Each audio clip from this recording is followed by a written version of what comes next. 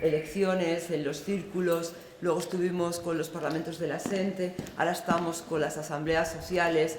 Existen muchas fórmulas de participación. Lo importante es seguir ahí, todos los días, intentando poner nuestro granito de arena, y hoy lo hemos conseguido con esta última asamblea sectorial, esta última asamblea social, que ha sido sobre el mundo rural, equilibrio territorial y equilibrio medioambiental. A mí me gusta llamarlo así y no como se llama en las consejerías, que nos llaman desarrollo rural y recursos naturales y que nos llaman infraestructuras y medio ambiente. Nosotros lo llamamos mundo rural porque es mundo, porque está vivo y necesita que siga estando vivo, y por eso le queremos llamar mundo, y no desarrollo.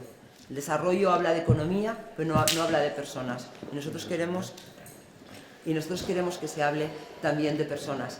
Y como queremos que se hable de personas, las personas tienen una serie de necesidades que las estamos trasladando a los diferentes ámbitos.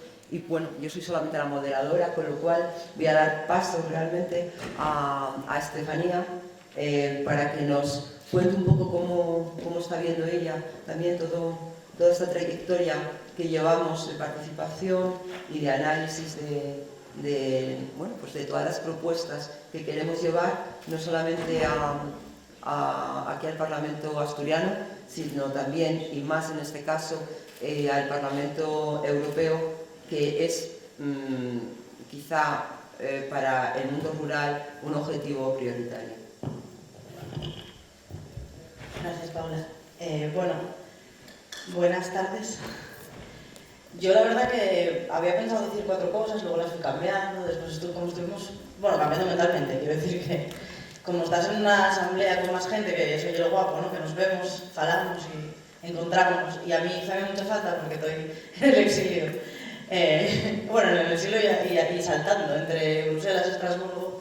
Un rato que vivo a cachos en Barcelona para intentar conciliar algo la vida, porque mi compañero trabaja allí, y cuando vengo que estoy siempre en Cudillero, porque no salgo de Cudillero cuando estoy aquí, procuro estar todas las horas que puedo, las horas, que no son los días, en Cudillero. Pero aún así, préstame mucho estar en estos sitios, porque aquí podemos vernos las caras, ¿no? Para mí es muy importante, además,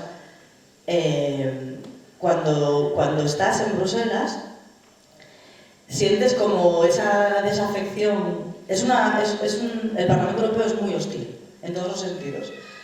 Es hostil porque no llega la voz de la gente en ningún sentido, y es hostil también porque están tan acostumbrados a esa burocracia atroz que hace que todos los trámites que se hagan sean excesivamente burocráticos, pero que además sean tan complicados que hasta para cambiar la cinta de la impresora hay que rellenar 3 formularios y subir 5 pisos para cambiar la tinta de la impresora.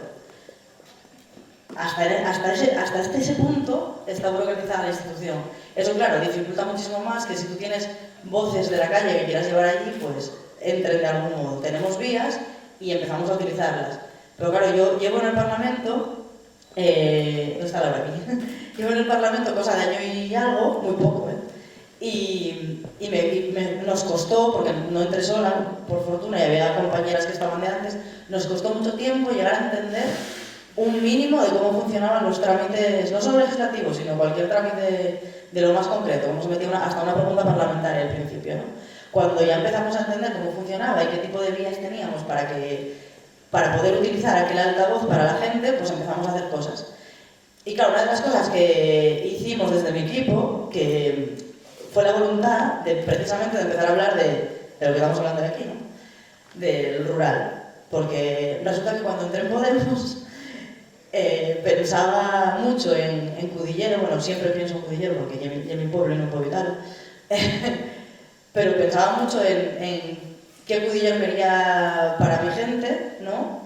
Y pensaba que Podemos podía ser una herramienta que permitiera cambiar la política local allí. Y acabé en Bruselas, o sea, cosas de la vida. Me metí un poco para defender la vida en Cudillero y mandaronme para Bruselas. Entonces, igualmente, como dice Paula, mucha legislación de la que viene de Bruselas sabéis que tiene impacto inmediato en la vida de los pueblos y en las aldeas, en la vida de la ganadería, en la agricultura, etc., ¿no? porque esto es así, diseñan las políticas de arriba a derecha, no es una cuestión de azar, está hecho a posta. Es mucho más fácil poder comandar desde arriba cómo queremos, cómo quieren que vivamos, que preguntarnos a nosotras. Evidentemente, para ellos es bastante más sencillo hacerlo así. Por eso entendía que era una posibilidad también, y era una oportunidad, después de acabar de comprender todos los mecanismos, meter esa voz de alguien, una chavala normal de un pueblo de costa asturiano, piquiñín, que estaba allí y que iba a hablar pues, de una manera distinta. Y ahora, poco a poco, ya conseguí que Cañete me mirara la cara, cosa que no hacía antes cuando lo interpelaba, y ya conseguí que hasta el comisario Hogan, que lleva Agricultura, sepa quién soy, cosa que es bastante difícil de conseguir, porque somos unos cuantos y yo no le caigo especialmente bien, claro. El otro día hablábamos en el Parlamento Europeo del precio de la leche, del precio en el que están vendiendo en ciertos supermercados, en concreto aquí creo que es el Árbol, está vendiendo la leche a 20 céntimos el litro, porque como están cerrando sucursales, o como se llamen, en distintos pueblos, pues están haciendo, poniéndolo en venta a precio muy bajo, ¿no? Ese cartel me llegó porque en el Telegram de Occidente la gente colgó precisamente la foto del precio de la leche. Y por eso me llegó a mí el cartel, porque hay compañeras que están ahí, me hicieron llegar el cartel, me dijeron, mira qué precio está la leche justo esta semana en el Árbol. Y tenía esa semana un debate, que era una pregunta oral al comisario, de qué medidas va a tomar, ya sabemos que ninguna, pero qué medidas va a tomar usted para corregir la absoluta crisis por la que está pasando la agricultura. Claro, esta pregunta, que parece que van a responder o que deberían responder, realmente nunca van a llegar a contestarnos nada que nosotros esperemos que deberían contestar. Pero yo entiendo que es una oportunidad para meter una voz que antes no estaba. Porque hablan de manera muy tecnocrática, hablan de manera muy alejada de la gente, hablan de una forma como muy abstracta, porque así parece que saben muchísimo más de lo que sabemos cualquiera de los que estamos aquí. Y luego es todo mentira. Entonces, utilicé esa foto, la saqué allí en el pleno y automáticamente vi a Pepiño Blanco revolverse en el asiento, ponerse medio loco y venía a decirme que bueno, que no podía utilizar tampoco el tema del supermercado para hacer estas ferias, ¿no? Que hacíamos muchas veces los de Podemos. No hacemos feria, es lo que pasa que hablamos de las cosas que le importan a la gente y ellos no tienen ni la capacidad de hablar de las cosas que le importan a la gente, ni ya la legitimidad, porque es que la gente ya en buena parte ha dejado de creerles. Y resulta que eso funciona. Igual que funciona eso, funcionan las cosas que se hacen aquí, como esta, de encontrarse aquí en Asturias, y funciona una de las iniciativas que hemos puesto en marcha hace poco tiempo, desde nuestro equipo y en colaboración con la gente de Estatal, que es una cosa que llamamos la caravana rural, y antes lo comentaba con Paula además, y de hecho Jesús estuvo también en una de las jornadas que celebramos en torno a la caravana rural. La caravana rural consiste en un camión, literalmente, la llamamos la rural neta, y la movemos por todas partes, a donde llegamos. Claro que tampoco tenemos tanto dinero ni tantos recursos. Estuvimos en Guadalajara, estuvimos en Salamanca y estuvimos en Zamora. En Zamora es donde estuvo Jesús. Pero no en las capitales, estuvimos en pueblos grandes, pero en pueblos. Puebla de Sanabria, en Ciudad Rodrigo, y ayer estuve en Sigüenza. Y le comentaba a Paula que me gustaba en cierta parte, en cierto modo, porque es verdad que hay momentos en los que los comentarios son desoladores y son de muchísima desesperanza, pero me gustaba algo que sucedía, ¿no? Que cambias de un sitio al otro, de una localidad a la otra, y los problemas son los mismos. Que aunque haya latifundio en unas zonas del país y en otras zonas haya minifundio, que en unos sitios se produzca leche y en otros a lo mejor sea más el tomate o el aceite, y que el tipo de campesino pueda ser diferente por la estructura social, etc., al final siempre te encuentras con abandono rural, invisibilización del papel de la mujer en el mundo rural, malversación, mejor dicho, de los fondos públicos, o que no se sabe dónde está nunca el dinero que acabó en un aeropuerto que no se utiliza o en una tumba de hormigón que ahora ya no sirve para nada y no tiene ningún tipo de actividad, ¿no? Siempre han hecho lo mismo con el mundo rural. Pero es que además nosotros tenemos una ministra que resulta que dice, con toda su cara, porque hay que tener cara, las cosas como son, que dice en Bruselas que no hay ningún problema con la agricultura ni con los productores de alimentos españoles, con los agricultores, porque todas las demandas están atendidas. Claro que están atendidas las demandas de las grandes cadenas de distribución, las demandas de quienes cortan el bacalao en este tema, las demandas de quienes están acordando un tratado de libre comercio de espaldas completamente a la gente que todos los días se rompe la espalda en el campo para poder vivir pues, de su pueblo y de su tierra, ¿no? Con esa gente no se cuenta, evidentemente, porque la gente ni siquiera conoce hasta los procedimientos para llegar a aprobar el tratado de libre comercio. No sé si sabéis, y yo os lo informo, que hasta hace 4 días habían abierto las salas de lectura del TTIP, de los documentos secretos del TTIP, y ahora parece que las nuevas modificaciones ya no las vamos a poder ni mirar los diputados y las diputadas. Antes nos dejaban leerlas, pero firmando una cláusula de confidencialidad. Ahora, al parecer, cada nueva modificación tampoco la vamos a poder ver.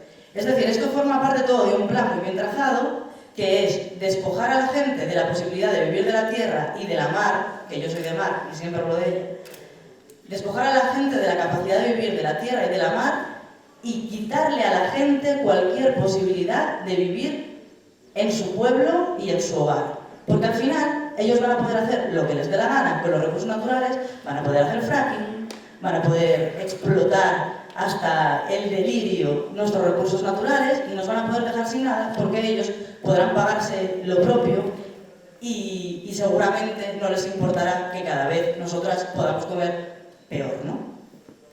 Al final, para resumir, yo creo que estamos hablando todo el tiempo del mundo rural y de la posibilidad de vivir en nuestros pueblos y creo que en esta campaña, siempre lo he defendido porque creo que es una parte, para mí es algo fundamental en Podemos y que todavía está por desarrollar, y me gustó mucho que el agua antes dijese en el grupo que faltaba perfil rural, porque yo creo que falta todavía, y mira que más kilómetros, a mí no me da la vida, pero será por kilómetros y por tiempo y por el trabajo que está haciendo Paula y por el que está haciendo Andrés, que no está aquí, pero también está haciendo un trabajo muy duro, por el que está haciendo David aquí en Asturias, y por mucho trabajo que está haciendo muchísima gente que no se ve porque no sale en la sexta, o no tiene redes súper grandes de difusión en Facebook o en Twitter, pero que hacen un trabajo impresionante en el rural, que tienen unas propuestas muy buenas y que además van abriendo brechas. Yo creo que hay una parte fundamental de que hablasteis antes, que además lo dijisteis tal cual, es decir, hay que ir, no es que la gente venga aquí a participar, es que hay que ir a buscarles donde están, ¿no? Hay que ir al Chigre, o hay que ir a la salida del trabajo, o hay que buscar los problemas que tienen y ahí abrir espacios de debate. Voy a cerrar con un mensaje de esperanza, y es que hace unas semanas fuimos a Castellón, organizamos una asamblea con los pescadores artesanales de todo el Mediterráneo y del Atlántico para hablar del cupo de la pesca del atún rojo a la que los artesanales no tienen acceso, mientras que 2 grandes empresas pueden manejar la cuota pues casi con total libertad, porque en 2 días la consumen, en 2 días acaban con todo, incluso con lo que viene detrás, ¿no? Que son cuando está gestándose el atún y demás, pues también pueden arrasar con todo. Y eso genera una desigualdad profunda entre los pescadores que no solamente sirven para mantener para dotarnos de alimentos sanos a nosotros y para mantener una actividad que es sostenible en el tiempo, sino que también sirven para fijar población en las zonas costeras. Pero esos pescadores hasta hace poco tiempo no se estaban mirando a los ojos entre ellos, no sabían que los de Canarias y los de Castellón pasaban por los mismos problemas, porque no se habían juntado, porque resulta que las cofradías y determinadas asociaciones, muchas de ellas se manejaban al antojo de quien las comandaba, ¿no? Porque se movían por intereses políticos puntuales, etc. Y de repente cuando ellos se encontraron, ellos y ellas, porque también hay pescadoras y además muy potentes y muy buenas, cuando se encontraron decían precisamente que había muchísimo de lo que hablar, que es que claro, que no íbamos a poder llegar a conclusiones, que es que eran muchos los temas, que era el tema de la contaminación, era el tema de los cupos, era el tema de 1000 cosas, que no lo abarcábamos todo, que no había manera, y de ahí había que salir con algo. Claro, querían solucionar 30 años de soledad y de aislamiento en una tarde. Es imposible. Lo bueno que está pasando con Podemos, con esta herramienta o con lo que estamos viviendo, con el momento político que estamos viviendo, es que la gente, creo, que se ha empezado a dar cuenta del aislamiento al que ha venido sometida por culpa de un modelo de vida que nos instauraron desde arriba. Y ahora, en estos espacios de encuentro y de diálogo y de conversación con las compañeras, con los compañeros, y fuera de aquí, con la gente en el chile por la mañana, cuando tomas el café y comentas una cosa y la otra y tal, te das cuenta precisamente de eso, ¿no? Que al final lo más importante es tejer una red que te permita seguir luchando después con Podemos o sin él.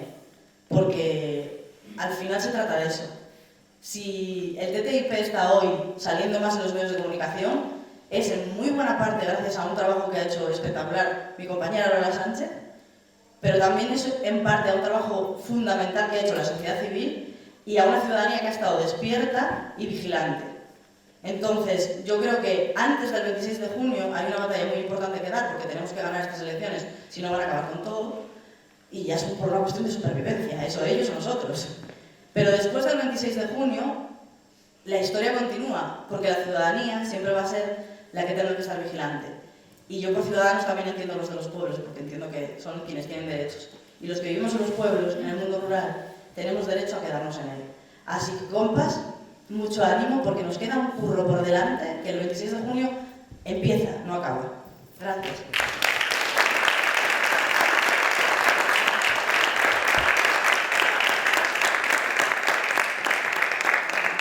Gracias, Estefanía. El otro día me comentaba un representante importante de la Federación Socialista en el Oriente, me comentaba que lo que más envidia tenía de Podemos era que estábamos muy cerca del pueblo, que ellos habían ido hacía mucho tiempo y que no tenían ese contacto. Estas asambleas, estas reuniones, ellos no las viven y eso es lo que más envidia les da. Entonces, es algo que hemos ganado, porque es la ciudadanía la que está aquí. Y hablando de ciudadanía, la que está aquí, tenemos a Jesús Garzón, que lleva ligado al territorio de verdad, a las cañadas, a las veredas. Yo le conozco desde hace ya 35 años, me parece, o 40, bueno, no digamos la edad, Suso. Siempre detrás de la transhumancia, detrás de los pastoreos, de la cultura campesina, y lleva desde entonces ligado al territorio. Y para nosotros es una suerte poderle tener hoy aquí y que nos hable un poco de esa expectativa que podemos tener de la posibilidad de empleo, de realidad ligada al territorio y al campesinado. Y nada, yo lo que quiero es que hable él. Nada, muchísimas gracias. Muchísimas gracias por invitarme. Yo estuve hace 5 años en las primeras concentraciones de sol, con las tiendas de campaña, con los tenderetes, los puestos de comida, las zonas para los niños, ¿no? Absolutamente emocionante. Así que nada, os felicito por haber seguido manteniendo la antorcha en alto y sobre todo por esa visión de esperanza que dais siempre en vuestro mensaje de cara al futuro, y además por la profesionalidad y los magníficos personas que han intervenido hoy en todo momento, porque realmente yo suscribía todos sus comentarios y sus prioridades como absolutamente imprescindibles, ¿no?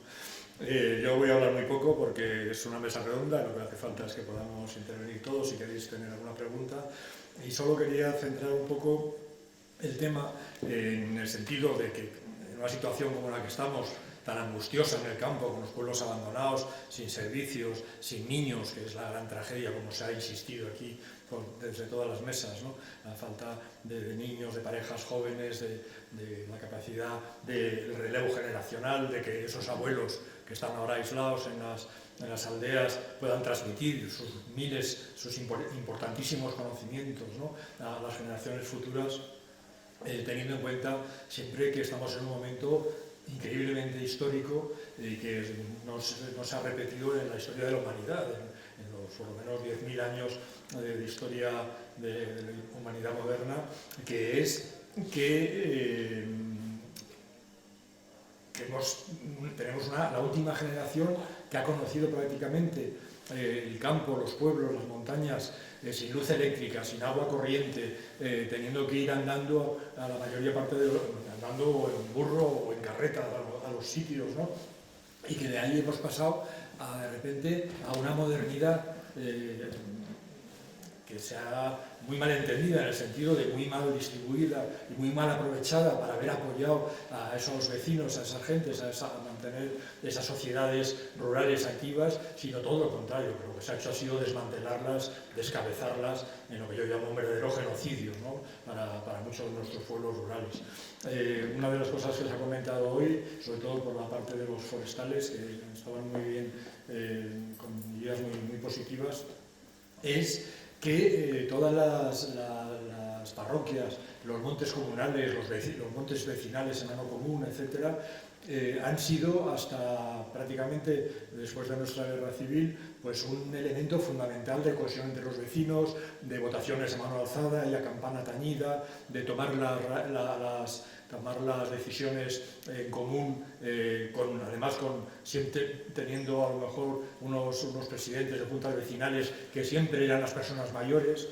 Ahora son, pues, como se ha dicho también insistentemente, los caciques de turno. Antes podían ser personas mejor formadas, peor formadas, pero siempre eran unas personas mayores, lo que indicaba que tenían una experiencia suya propia, de sus padres, de sus abuelos, porque en el campo muchas veces la experiencia que se transmite oralmente pues abarca un siglo de conocimientos y experiencias, de pruebas y error, de tomar decisiones. Pero no solo eso a nivel de juntas vecinales, sino también a nivel de ordenación del territorio, a nivel de relaciones entre las diferentes juntas, los diferentes pueblos, ¿no? Los límites actuales de los términos, a veces aparentemente absurdos, son una lucha de muchos siglos de trabajo, de subir, bueno, aquí cuando en Mieres, en toda la zona minera, decían, vamos a los puertos de Mieres, allá arriba a las cumbres, ¿no?, de León, y claro, pues exactamente, porque eran los ganaderos que subían aquí desde prácticamente la zona urbana con sus vacas a Torrestío y a los pueblos aquellos de alta montaña, ¿no?, de Peñauviña y tal. Y toda esa estructura territorial que ha dado lugar a las provincias, a las comunidades autónomas, a los municipios, a los límites municipales, son parte de una lucha y de un diálogo y de un intercambio de opiniones durante muchísimos siglos, de los que hemos sido nosotros herederos hasta hace bien poco, ¿no? Como os ha dicho en nuestra mesa, precisamente la política forestal, bueno, después de las desamortizaciones que tanto costaron a los vecinos, muchas veces teniendo que pagar de su bolsillo el recuperar y el recomprar sus propias tierras y sus propios terrenos vecinales, por si eso era poco, luego las ordenaciones de montes, declarando los montes de utilidad pública, todos los que precisamente los vecinos habían salvado y habían rescatado y que por eso existían y que por eso estaban bien gestionados. De forma que les robaron, les usurparon a los vecinos la posibilidad de seguir gestionando directamente su territorio en nombre de unas políticas, en muchos casos, absolutamente equivocadas, como se ha demostrado, ¿no? Ahora mismo en toda nuestra península, tanto incluyendo España y Portugal, los destrozos que durante los últimos 60 o 80 años han hecho los ingenieros de montes, sobre todo desde que empezaron los bulldozers a aterrazar las laderas, arrasando sierras completas para poner unos pinos raquíticos que están totalmente infestados de procesionaria, abandonados totalmente, que no se han entresacado nunca, persiguiendo a correazos a los pastores, a los ganaderos que intentaban aprovechar esos recursos porque era su tierra, porque era donde habían vivido ellos y sus familias durante siglos. Eso realmente es algo que hay que no ya denunciar, porque lo hemos denunciado desde hace 50 años en todos los foros y en todo lo que hemos podido trabajar, pero que exige una revisión completa de la política forestal española, una política forestal que esté al servicio de la población, al servicio de la población rural, que se entresaque, que se eliminen, que haya quemas controladas en invierno para evitar los incendios de verano, que todos esos montes que están ahora cubiertos de matorral y de maleza, que en parte pueden utilizarse, por supuesto, para la biomasa, pero la biomasa tiene el problema en nuestra región, pues de las grandes distancias, de las grandes pendientes, del esfuerzo en gasto de energía a base de camiones o tractores para llevarlos a los lugares de producción de energía, de no ser que se use a un nivel local, que sería realmente la forma idónea como se ha hecho siempre, ¿no? Pero todo esto, que puede parecer realmente pues, que estamos en una situación límite, sin embargo, como dije en Sanabria el otro día, se enmarca en una visión global que no debemos de perder de vista. Nuestra eslogan o la frase ecologista siempre ha sido pensar globalmente, pensar a nivel mundial, pero actuar localmente para resolver los problemas a nivel local. Y a nivel mundial, no hace falta que os diga la problemática terrible en la que está sumido el planeta, la desigualdad absoluta, la lucha por los recursos entre los que se enmarca el Tratado de Libre Comercio con Estados Unidos. Pero todo esto, agravado aún más, no solo por la pérdida, como digo, de relevo generacional y de conocimientos de una generación que se extingue y que era la única que conoció prácticamente una vida neolítica para pasar a la era atómica y al antropoceno, como se llama ahora, la destrucción del planeta por el hombre, sino que estamos encima sumidos en el cambio climático que hemos provocado nosotros mismos. Un cambio que hace que, por ejemplo, ayer, este fin de semana, haya habido medio millón, un cuarto de millón de rayos sobre Alemania e Italia, afectando a muchísima población. Ha habido colegios enteros que estaban jugando, niños que estaban jugando al fútbol, con grupos afectados, heridos por las tormentas, lo que quiere decir que ni siquiera en este hemisferio norte, en el que hemos sido culpables y responsables en parte de todas las alteraciones ambientales que padecemos ahora mismo y de la expoliación, por supuesto, del tercer mundo a través de nuestras colonias, etc., pero que ni siquiera aquí podemos considerar que vamos a estar a salvo de esa gran alteración ambiental que hemos provocado, ¿no? Y sobre todo en nuestro país. España es el país de la Europa occidental que va a estar más afectado por el cambio climático, con lluvias y tormentas torrenciales. Este invierno no hemos tenido nieve, eso supone, prácticamente no hemos tenido nieve hasta prácticamente al final de la primavera, supone que no vamos a tener tampoco suficiente agua, que los acuíferos se están secando, etcétera, etcétera, que muchos cultivos en todo el país van a desaparecer o hay que cambiarlos por otros porque no va a haber capacidad de mantener las zonas de riego, etcétera, etcétera. Pero eso no es nada al lado de lo que pasa en el resto del planeta. Hay que tener en cuenta que el resto, que el mundo, que parece que es tan hermosísimo y que los que como lo conocemos, pues la verdad es que las culturas, la enorme forma, la gran diferencia de aprovechamiento de recursos naturales en cada parte del planeta, pues son realmente extraordinarios ejemplos de cómo el ser humano ha sido capaz, y sobre todo las mujeres, que son las que más han desarrollado ese tema, han sido capaces de adaptarse a medios hostiles, pero la mitad del planeta, la mitad de las tierras emergidas, son tierras áridas, tierras incapaces de producir alimentos, por ejemplo, de cereales, de leguminosas, de cultivos, en tierras arables, ¿no? Pero ese 50% de tierras emergidas están aprovechadas por pastores, están aprovechadas por ganaderos. Son los pastores de las tundras árticas con sus renos, son los pastores de las montañas del Himalaya con sus yak, o con sus camellos en la parte de Mongolia, o con sus dromedarios en los desiertos de Arabia o del norte de África. Son esos pastores de llamas, de camélidos, o luego ya posteriormente de cabras o de vacas importadas de España a partir del siglo XVI, ¿no? Pero que somos una cultura común de más de 2.000 millones de personas que gestionamos los ganaderos, la mitad del planeta, la mitad de las tierras emergidas, y de una forma además que no se puede aprovechar de otra forma, con lo cual si esa capacidad de producir alimentos, de producir riqueza, de producir crías de animales para consumo humano, de producir lana para los textiles, de producir cueros para los trabajos en general, ¿no?, de todo lo que es la guarnicionería, etcétera, se pierde, realmente sería una absoluta catástrofe. ¿Por qué? Porque la alternativa, ¿cuál es? La que habéis comentado. El Tratado de Libre Comercio, importar piensos transgénicos de Argentina, de Brasil, de todas las grandes producciones americanas, contaminar mucho más el mundo, porque esos transgénicos, ¿qué significa transgénico?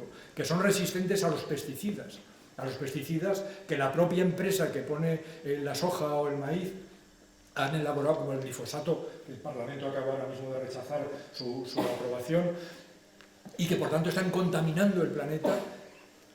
Están, luego, todos esos productos, esos maíces, esas hojas, etcétera, hay que transportarlas desde sus lugares de origen hasta Europa, hasta nuestros centros de consumo, y luego además todo eso para que los precios de la carne, los precios de la leche, los precios de toda la producción agraria se hundan por la competencia desleal de una agricultura y de una ganadería intensiva que está destruyendo el planeta, porque mientras nuestras vacas, nuestras ovejas, nuestras yeguas, nuestras cabras están conservando el medio ambiente, están conservando los paisajes, están fertilizando el suelo con su estiércol, subiendo desde el nivel del mar como nuestros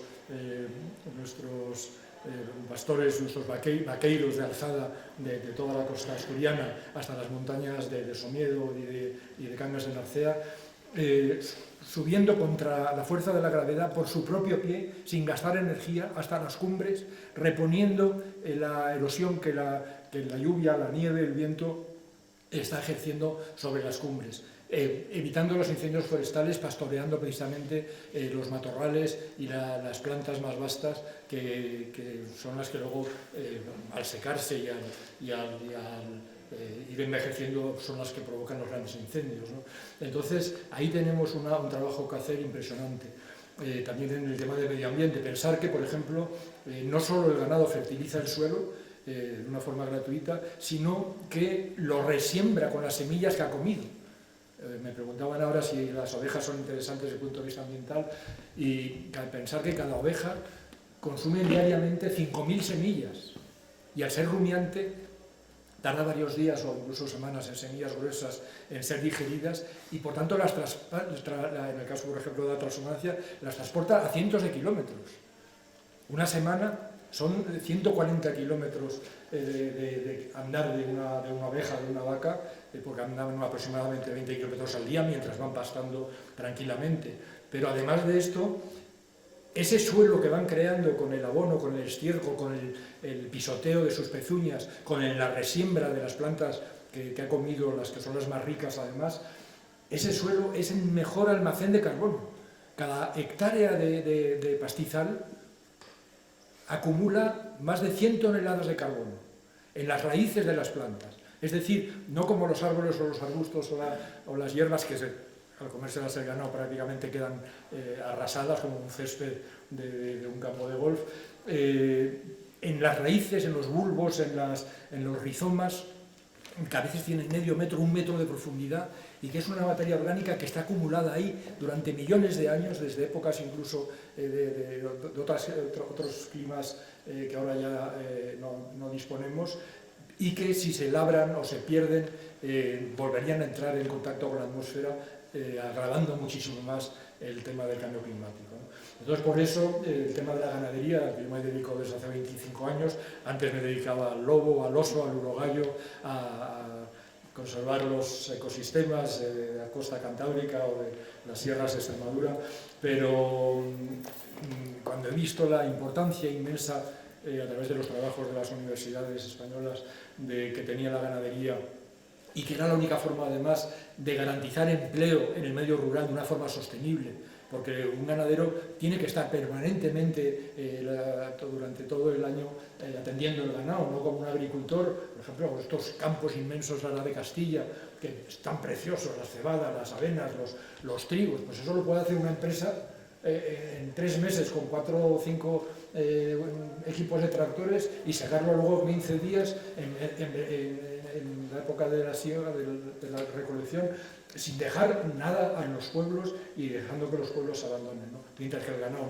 tiene que estar permanentemente las familias trabajando en ello, y sobre todo además también como motivo de esperanza que muchísimos niños, chicos y chicas jóvenes de familias ganaderas que se han criado con las cabras, con las ovejas, con las vacas, con las yeguas, son todavía verdaderos enamorados, ¿no?, de la ganadería. Y a poco que se les ayudara en las escuelas, como también se ha dicho, en la formación profesional, a recuperar esa tradición de sus padres y de sus abuelos, serían unos magníficos ganaderos, ya que lo han mamado desde pequeños y por tanto tienen ya los conocimientos fundamentales para poderse encargar de inmediato. Otra cosa es que luego se les obliga a hacer 3 años de formación profesional para deformarles en lugar de integrarles directamente, facilitándoles que se hagan cargo de la hacienda familiar. Bueno, pues no quería narrar más, si ahora hay preguntas ya podemos quizá extendernos en algún tema más.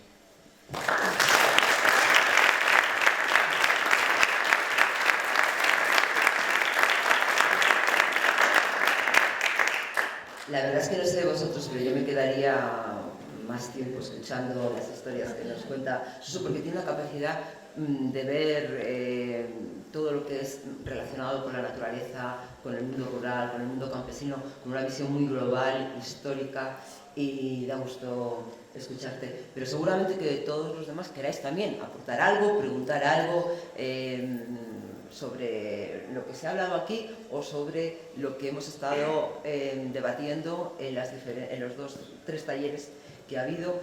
También, en este caso, sí que me pongo yo también al servicio vuestro como diputada, que llevamos aquí 1 año y hemos hecho una serie de iniciativas, porque hoy hemos estado analizando cómo las nuevas ideas o las antiguas, que todavía no han llegado a plasmarse en una realidad política en Asturias, pero nosotros sí que estamos trabajando muy duro y nos estamos dando cuenta, por ejemplo, de la imposibilidad, en muchos casos, de que nuestras propuestas se transformen en hechos reales.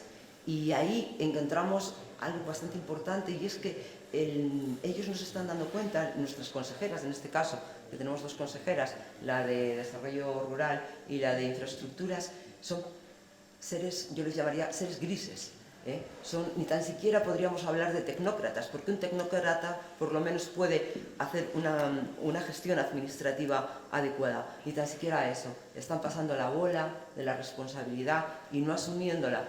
Y de todas las iniciativas que hemos estado llevando hasta ahora, yo creo que en total son cerca de 1 docena de propuestas en forma de PNLs, mociones y demás. Os puedo decir que el 90% han sido aprobadas y no ejecutadas. Aprobadas y no ejecutadas. Esa es la realidad que tenemos. Pero bueno, ahora sois vosotros los que, si queréis hacer preguntas tanto a Suso como a Estefanía o a mí, pues paso el micrófono.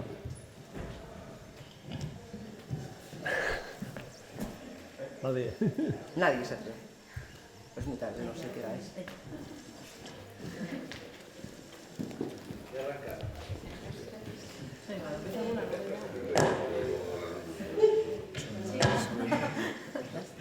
Antes estaba comentando el compañero, Pablo, de cosas del medio rural que no tenía mucha información porque no estaban aquí los ganaderos y ningún ganadero y tal. Ya no hablamos de ganaderos, sino de gente que pueda tener animales, ¿vale?, para su autoconsumo. Si quieres tener ese tipo de animales como cabras, vacas o ovejas, tienes que pedir lo que es el CEA, que si realmente no tienes economía para hacerlo, tienes que pagar unos papeles que tienes que arreglar para legalizar 4 animales. Para tener nosotros, me parece que fue 5 cabras, tuvimos que pagar 130 euros.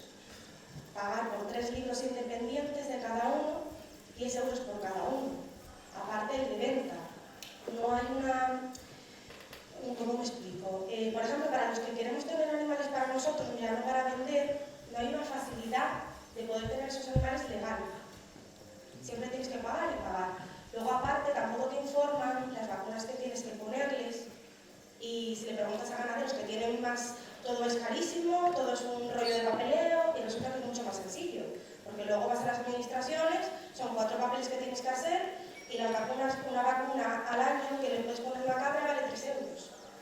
Entonces hay una desinformación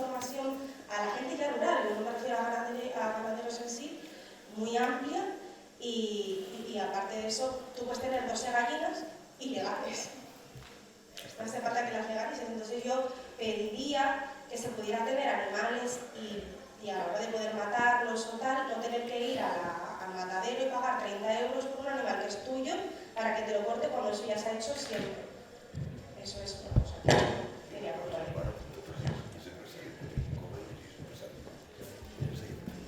Tenemos una ronda primero de preguntas y luego...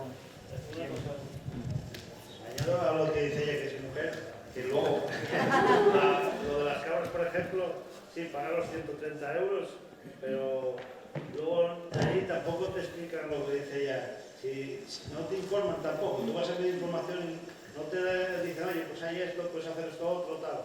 No, te cierran puertas. Yo ahí queda un poco absurdo todo. Te inicias y tal, y no te da la administración las bases a seguir. Entonces ahí quedamos un poco pillados en el asunto. Y paguemos, eso sí, pagar pagas.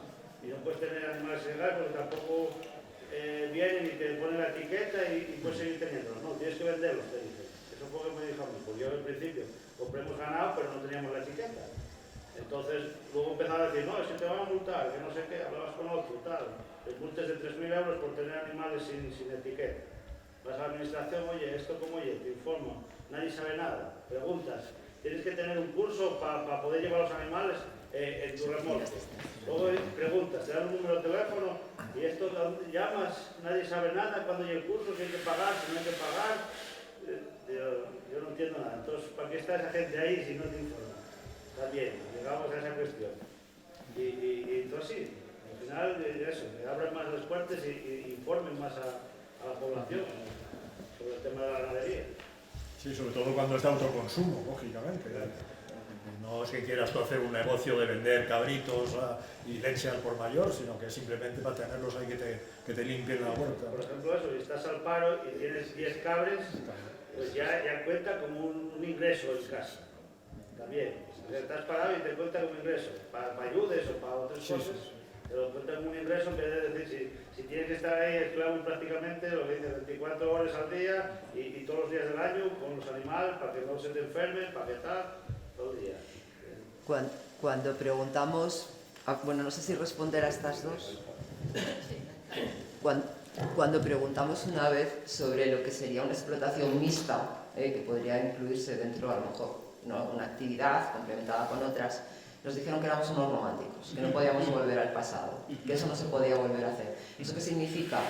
Ellos son ahora mismo tecnócratas realmente, se pasan el día haciendo papeles burocráticos de gestión de la PAC y no saben salir de esa cuadrícula. Es muy difícil plantearse volver a pisar el terreno cuando llevan ya muchos años no haciéndolo, cuando desaparecieron la mayor parte de lo que eran los agentes de extensión agraria, que eran esas personas que llegaban y que todo esto que tú me estás contando a mí me pasó hace 30 años, pero yo sí tenía un agente de extensión agraria y a mí me ayudaron a organizar esta pequeña iniciativa que luego pudo haber crecido. Ahora mismo eres o grande, o eres ganadero o no eres, no existe. La concepción de la diversificación solamente vale para los papeles, para que les den las subvenciones que puedan venir de Europa. Necesitan poner la palabra diversificación, ¿vale? Pero no saben luego lo que significa en la realidad.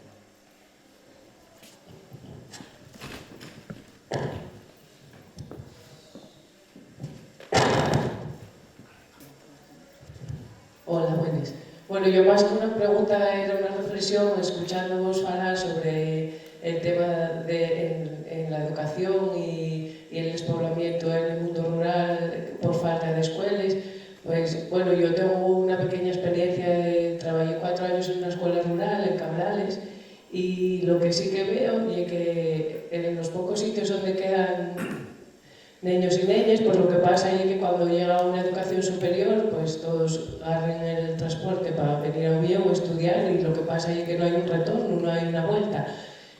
Eso por un lado, y por otro, los pocos críos y crías que tenían afición, gana, ilusión y que querían dedicarse a la ganadería cuando eran pequeños, pues desde la escuela eso no se fomenta, ni se pone en valor, ni siquiera se contempla dentro de la educación como una salida profesional y yo pienso que este sería una labor muy importante que debería desarrollarse desde la educación, desde los centros, desde los planes de estudios, vamos, que la concepción de la educación creo que tiene que cambiar bastante y poner en valor este tipo de vida porque...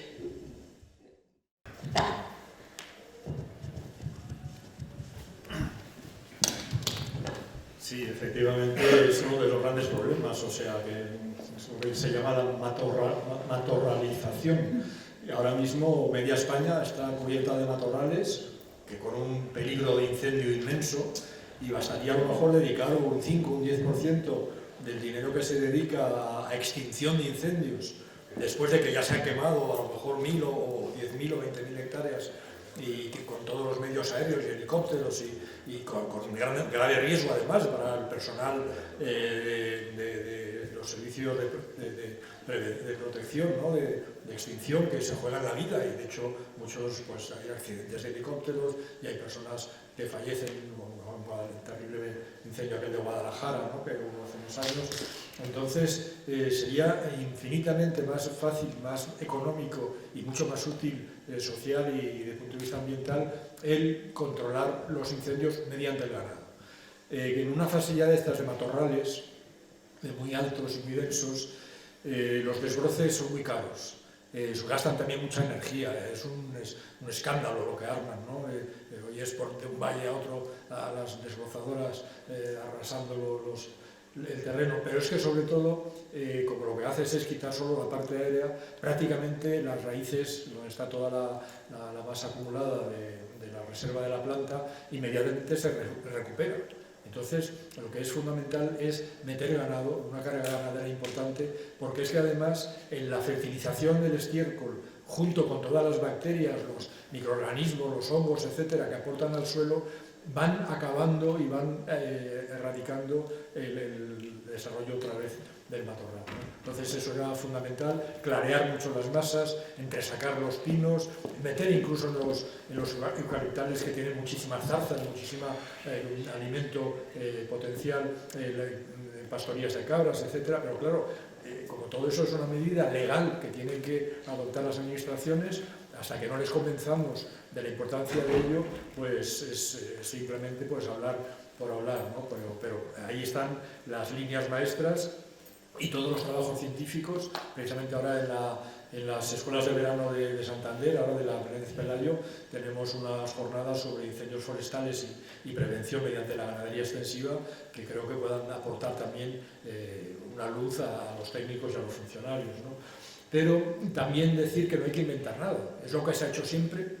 Siempre en invierno se han quemado. Las palabras de las brañas, una palabra tan asturiana, ¿no? Como las brañas, viene del latín bragnere, que es quemar, ¿no? Que las brañas son las zonas de monte que se quemaban con permiso de las juntas vecinales, que ponían unas condiciones muy estrictas de que no se podía quemar a lo mejor con viento sur, o que tenía que tener suficientes vecinos para controlar que el incendio no se propagara más allá de lo que se quería limpiar, pero que hoy día para eso tenemos las BRIPAC, que son las brigadas estas de protección contra incendios forestales, que podrían hacer esa labor desbrozando perimetralmente las zonas a quemar y facilitando que además en invierno, que quema muy mal la maleza porque hay humedad o hace frío o está el terreno helado, que es lo que protege al suelo de que se erosione después del fuego, podían precisamente con esos restos del desbroce contribuir a facilitar quemar en pequeñas parcelas,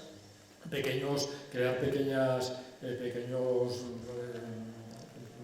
como ajedrez, ¿no? O sea, mosaicos, sí, pequeños mosaicos que a su vez desde ahí ya con la fertilización del ganado, porque lo más importante es inmediatamente, en cuanto venga la primavera, el mes de mayo o junio, antes de que rebrote todo el matorral, volver a meter ganado para que, en contra de lo que hoy día se hace, que está prohibido meter ganado 5 años después de los incendios. Esa es la mayor catástrofe, porque no se devuelve al suelo la fertilidad y el stock de semillas que se puede haber quemado con el incendio, que se puede devolver inmediatamente de una forma gratuita y rentable mediante el uso del ganado. O sea que eso es una regla fundamental. Y otro tema muy importante, en cuanto también volviendo al tema de las pequeñas recillas o las ganaderías de familiares, etcétera, que precisamente la política agraria es lo mismo para Francia que para España. Y en Francia está perfectamente permitido y fomentado que la gente tenga sus propias comercialización local, y vas por una autopista francesa y cada 2 kilómetros estás viendo que te ofrecen gansos o paté o quesos o fresas o rábanos o espárragos o lo que sea de temporada, ¿no? Cosa que aquí está radicalmente prohibida. Entonces, una nación como Francia, que es fundadora del antiguo llamado mercado común y de la Unión Europea, y que tiene una potencialidad agrícola impresionante y también unos ganaderos y agricultores muy bien organizados, pues lo que tenemos que hacer es apoyarnos precisamente en esa legislación y exigir que no haya un agravio comparativo con nuestros paisanos. Gracias. ¿Una opinión al respecto?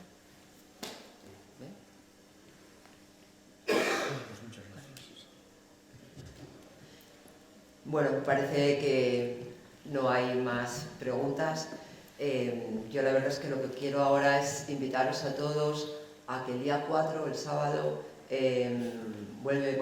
va a ser el gran encuentro ciudadano que vamos a tener aquí en Asturias, que se lleva trabajando, como ya hemos comentado antes Laura, desde lo local y lo sectorial para pasar a este encuentro que vamos a tener en Gijón, y bueno, pues que nos veamos todos allí, que como comenté en uno de los talleres, pero creo que en los otros no sé si surgiría o no, este área es el área 9 del Consejo Ciudadano, que lleva los temas de equilibrio territorial, medioambiental y mundo rural, y es un área abierta para la participación de todos los que queráis estar allí.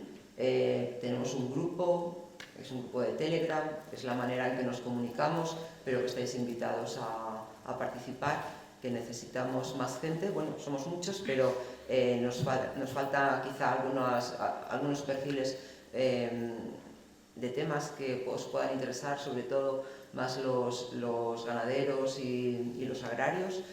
Y que, bueno, da lo mismo, también los ecologistas, cualquiera estáis, y los de infraestructuras, pero en mi aspecto, que es el del mundo rural, realmente necesitamos gente que quiera trabajar, que quiera opinar y que quiera hacer propuestas. Todas las propuestas que han salido aquí han sido importantísimas, hemos visto un abanico muy grande. Hemos visto la transversalidad tan importante que tiene el mundo rural, la transversalidad también que tiene el tema de la contaminación y el tema de las infraestructuras. Es algo que no está todos los días en los debates políticos, seguramente en primera plana, pero sabemos que es importante para una estructura territorial como la nuestra. Si perdemos nuestro mundo rural, si perdemos nuestros servicios mínimos, el territorio no tiene ningún sentido. Y entonces, pues nada, seguiremos trabajando con esos temas. Nosotros lo estamos llevando desde el Parlamento asturiano. Sabéis que hemos presentado muchas iniciativas a este nivel, pero somos, como decía antes Laura, solamente los portavoces. Los necesitamos a vosotros para que las propuestas lleguen allá. No hacemos otra cosa más que hacer de canalización, y eso es lo que tenemos que seguir haciendo. Muchas gracias a todos por la sesión.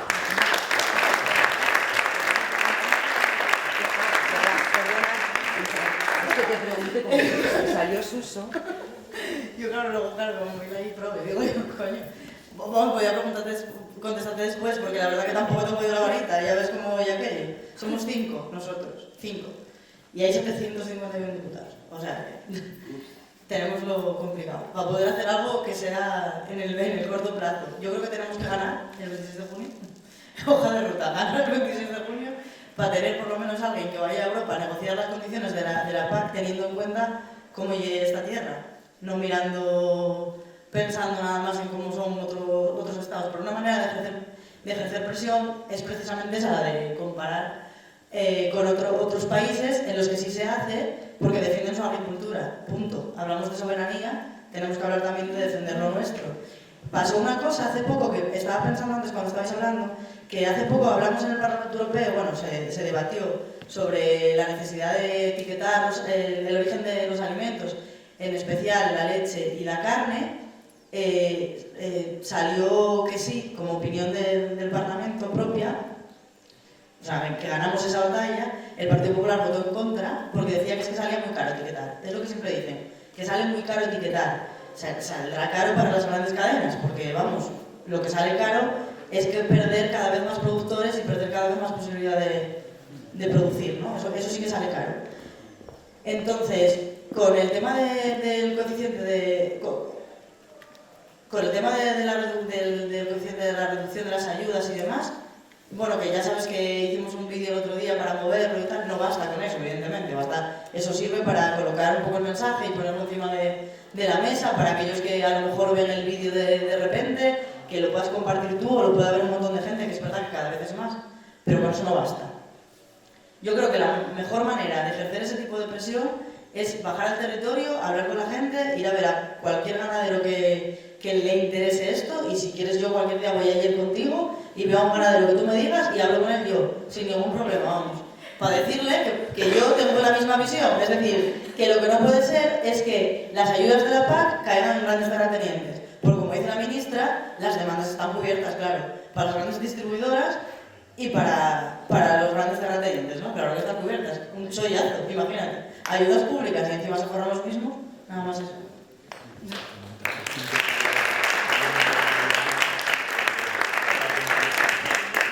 No, y además, bueno, que recordar que nos dice Suso que el día 5 es el Día Mundial del Medio Ambiente, y bueno, espero que alguna propuesta que vaya para el encuentro ciudadano vaya en esa línea. Venga, gracias a todos.